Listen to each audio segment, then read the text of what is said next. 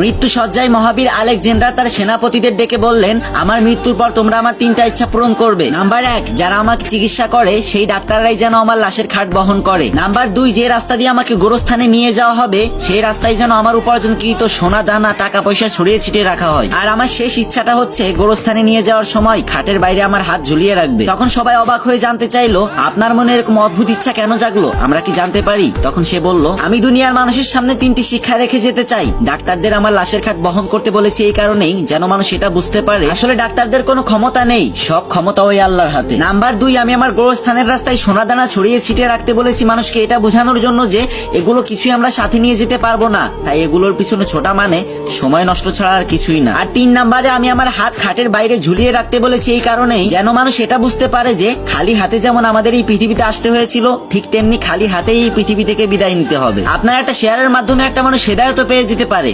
অনেক তো গান বাজনার ভিডিও শেয়ার করলেন ভাই, এবার না হয় একটা ইসলামিক ভিডিও শেয়ার করেন। আল্লাহ আমাদের সবাইকে বোঝার তৌফিক দান করুন, আমিন।